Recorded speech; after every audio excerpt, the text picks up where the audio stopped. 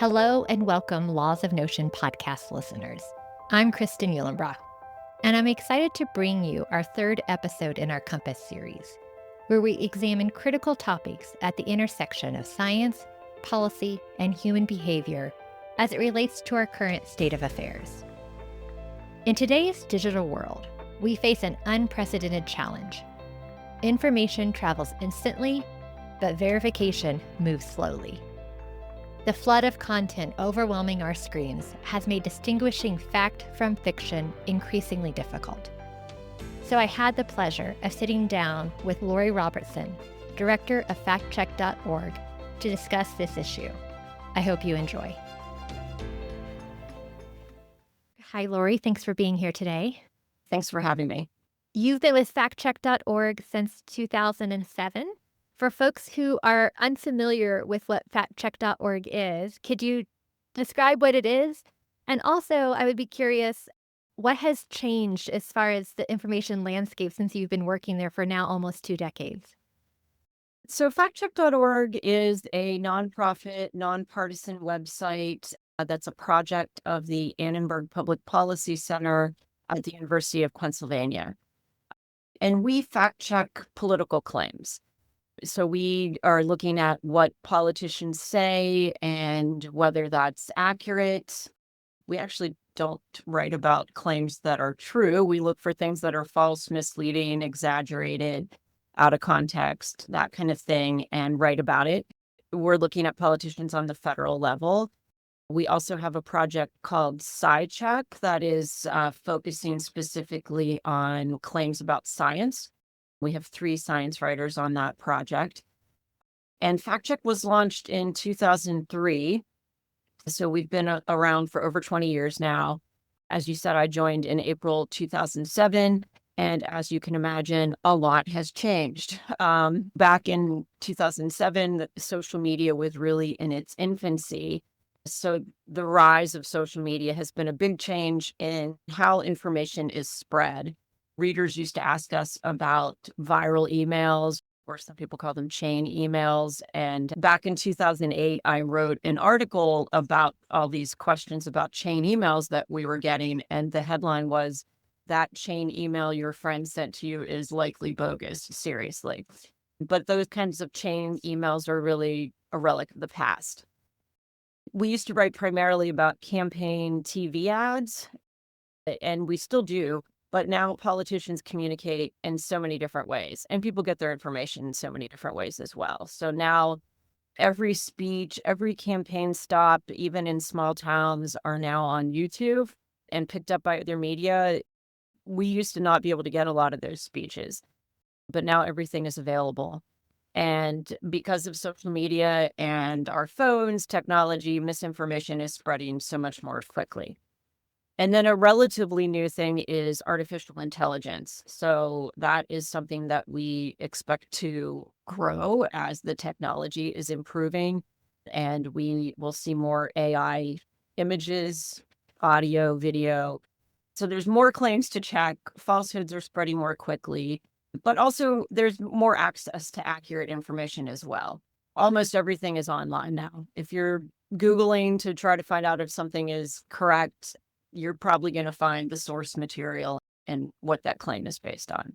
And so there's 2 sides to this, right? Of this information access and accessibility that we've garnered with the rise of everything. There is this sort of potential negative impact on society and our democracy and understanding and deciphering. And yet there is also this ability of we have more information at our fingertips, which you alluded to. Exactly. So back up 1 second. What attracted you into doing this sort of work? Before I joined factcheck.org, I wrote for a bi-monthly media criticism magazine called American Journalism Review. It sadly no longer exists. And I actually wrote a story about the increase in fact-checking among journalists. And I had interviewed Brooks Jackson, who's what was then the director of factcheck.org and one of our co-founders. So I knew about the site. And for me, the attraction is this is just really true public service journalism. We're here for our readers here for voters to provide accurate information. There's a lot of messages coming at you, particularly during political campaigns, and providing a guide to sort fact from fiction and make your way through the spin, being able to provide that guide to readers really attracted me to this job. You said a word when you introduced factcheck.org. You used the word nonpartisan. I would be curious, how do you maintain nonpartisanship in the work where you are engaging in politics and using fact checking for both of our political parties? It's our job, and we take that very seriously. We enjoy identifying false and misleading claims and explaining why they're wrong and providing accurate information. And it doesn't matter where on the political spectrum those claims are coming from. As journalists, we're skeptical of everything. There's an old adage in journalism that if your mother says she loves you, check it out.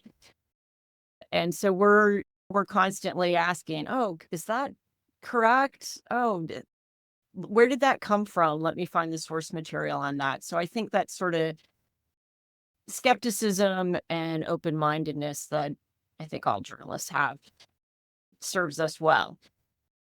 We play devil's advocate a lot. We look at both sides of an issue.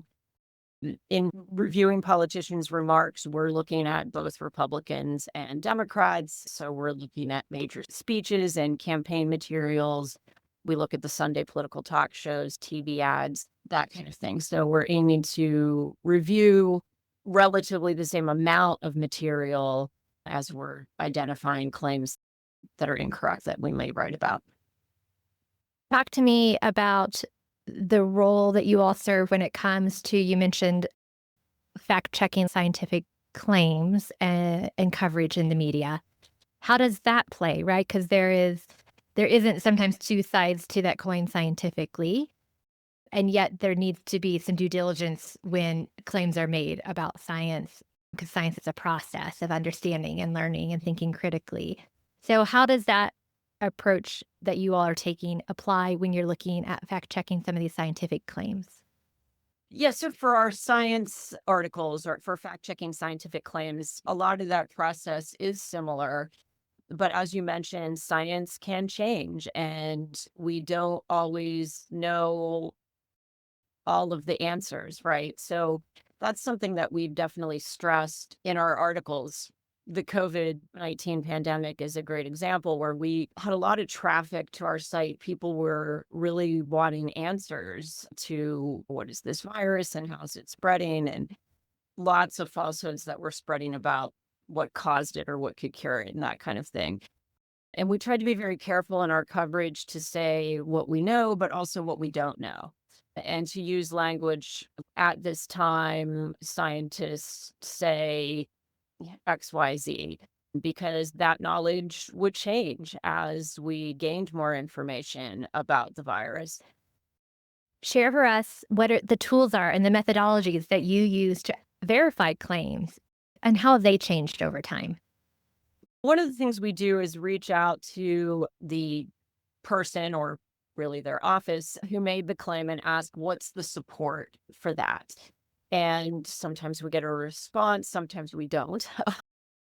And then we're looking for primary sources. So it really depends on what the claim is. For instance, if there's a claim made about jobs or employment, we can get that data from the Bureau of Labor Statistics.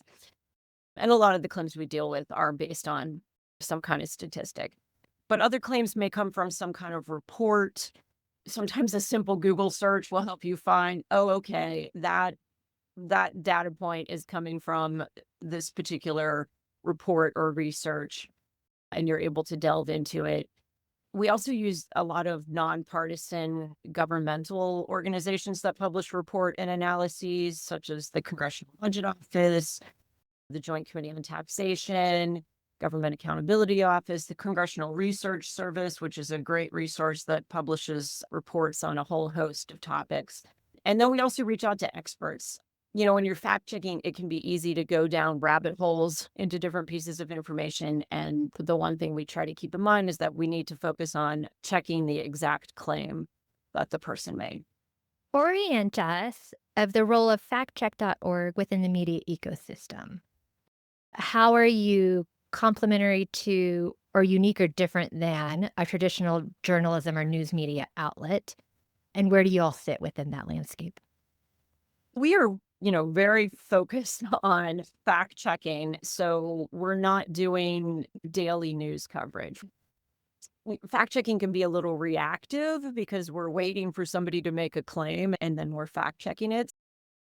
I think our work fills a void for other news organizations, which can cite us or even republish our work. We're a nonprofit, and so our content is available for others to republish for free. It can take a long time to fact check things. Some claims are easy and you can fact check them really quickly, but a lot of them aren't, and they take a while. And a lot of times for a daily news publication that is constantly covering a story, an issue, or a person, they don't always have time to go back and do that fact checking work. So I think that our work can complement the sort of traditional news coverage of political campaigns or policy issues, and is something that other journalists can, like I said, cite or rely upon in their work as well. But that said, there are a lot of news organizations that have also launched fact checking teams or reporters who are focused on that beat. So this is something that has really grown since we were launched in 2003. And we say the more the merrier. So tell me, how do you measure the impact of the type of work that you're doing? Are you helping change people's minds, think about information differently? How do you know you're being successful? There has been plenty of research done on fact checking, plenty of studies that have been published in academic journals that have found that fact checking is effective and that it can correct inaccurate information or increase knowledge among people who are exposed to it. And certainly with some polarizing issues, it can be more difficult for someone to admit they're wrong or discount a firmly held belief. And it can be hard to measure the impact. But beyond convincing somebody that something that they thought was correct was wrong, we're here as a resource. We're here as a repository of facts. We have rather detailed information on what false, misleading claims are based on and why they're wrong. And we can have a broader impact among people who are searching for information on a claim or on a certain topic. We also aim to hold politicians accountable. Claims are often made to support policies, and it's important for journalists, or specifically fact checkers, to document those claims and whether they're accurate. So, wave your magic wand for me if you can. And what would you like to see differently with our news media ecosystem here in 2025? Well, it would be great if it slowed down, but I don't think that's going to happen. Yeah. I guess one thing I would say is quality journalism should be more celebrated. People get news from all kinds of sources, and including increasingly from social media. But even on social media, that could mean trusted sources that have a long track record of working to provide accurate information to the public. So I think quality journalism sources should be applauded and a healthy part of everyone's news media ecosystem. What are some attributes that you'd consider quality journalism? What should people be looking for? Well, I think you're looking for organizations that have ethical guidelines, that are adhering to high standards, correcting mistakes promptly and prominently. What advice would you give the average citizen when they are trying to decipher fact from fiction? Looking for sources of information that provide attribution. This piece of information came from here, or here's a link where you can go look at it for yourself. One big tip is to consider the source. Who shared the claim? Where did they get their information? Where did it come from? and then evaluating that information. Can you check out the source of that information for yourself? And our other big tip was to think before sharing. Think twice before you share something on social media, and think about whether or not it's correct and if you want to pass it along. You mentioned at the beginning the rise of AI as being one of these emerging challenges that you all are trying to decipher. Could you unpack that a little bit more around what is the role of AI as it potentially impacts our consumption of information and trying to decipher what is real and what isn't? We're hoping that as this technology improves to basically fool people into believing an image or audio or video is legitimate, we're hoping that as that technology improves to create this stuff, the technology to detect it also improves.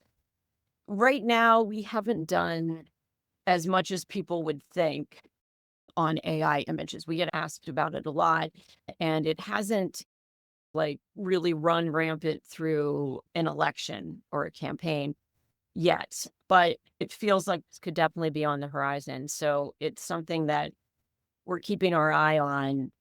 A lot of the stuff that we've checked so far, the technology was pretty good, but you could tell right away from the context that this wasn't correct.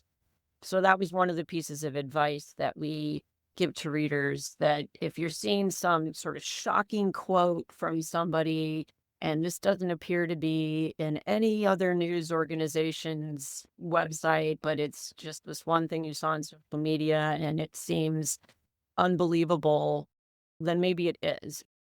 If somebody prominent said something shocking, it's going to be all over the place. I'm thinking about the people we reach, whether it's the people I reach with the work that we do, which is maintain nonpartisan status at the intersection of science and policy, the audiences that you all reach for the work that you all are trying to do. Sometimes we're not reaching as broad as an audience as maybe we would hope to reach. So, how do you think about reaching those who aren't just coming to your site? Yeah, I think that's a really good question. And I think you alluded to this earlier. Because we're fact checking politicians, a lot of readers can have kind of an immediate reaction, either positive or negative, to our articles before they even get very far in them at all, because they either agree with or disagree with the politician that we're checking. We really like to do stories when each side is making a claim about a topic and it turns out neither is quite right.